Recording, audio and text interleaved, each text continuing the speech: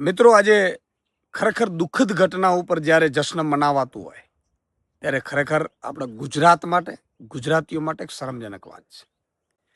તમે જો ગુજરાત છે એ વ્યાપારિક છાપ ધરાવે છે, શાંતિપ્રિય છે, સુસંસ્કૃત રાજ્ય છે, એ ગુજરાતના નાગરિકોના કારણે છે.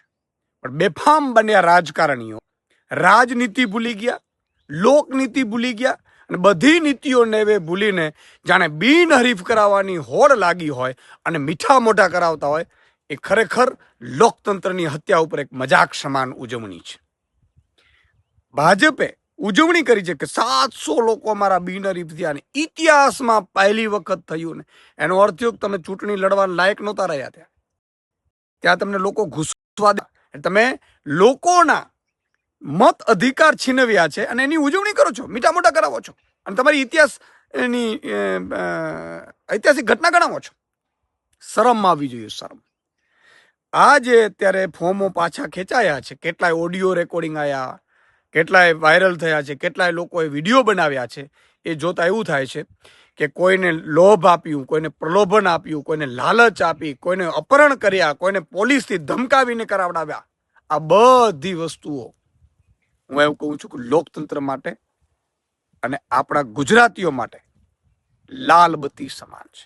લોકશાહીનો અર્થ શું છે? આવી જ રીતે બાંગ્લાદેશના બેન શ્રી શેખ હસીનાએ આવું કર્યું હતું. બધા વિપક્ષોને જેલમાં નાખ્યા અને તોડફોડ કરીને 85% બહુમતી સાથે સરકાર બનાવી, પ્રધાનમંત્રી બન્યા. થયું શું? છેલ્લે પ્રજાએ એને ભગાડવા પડ્યા. આપણે તો અહીંયા શાંતિપ્રિય રાજ્ય છે, ગુજરાતના નાગરિકો શાંતિપ્રિય. કેટલાય લોકોના મને ફોન આવે કે સુદાનભાઈ આપ શું કરે છે ભાજપ વાળા, અને પાછી ઉજવણીઓ કરે છે, મીઠા મોઢા કરાવે છે. શરમ આવી જોઈએ, શરમ. તમે સત્તાનો દુરુપયોગ કર્યો, તમે પોલીસનો દુરુપયોગ કર્યો, આપણી રાજનીતિનો તમે દુરુપયોગ કર્યો. તમે એવા નેતા બની ગયા છો જે રાવણ અને કંસ જે કરતા હતા એ દિશામાં અત્યારે ભાજપ ચાલી રહ્યું છે. ખૂબ જ દુઃખદ છે. અને ચૂંટણી પંચ મૂક પ્રેક્ષક બન્યું છે. વાહ ભાઈ વાહ, વાહ ચૂંટણી પંચ વાહ.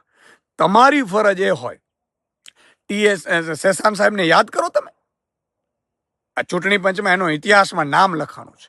ત્યારે ચૂંટણી પંચ અને કેટલાક કહેવાતા પોલીસ અધિકારીઓ માત્ર ને માત્ર જાણે ભાજપના કાર્યકર્તાઓ એવી રીતે કામ કર્યું હોય એવા જે અહેવાલો સામે આવ્યા છે, એ મને લાગે છે કે આપણા ગુજરાતીઓ માટે, ગુજરાતના નાગરિકો માટે, લોકતંત્ર માટે એ લાલબત્તી સમાન છે.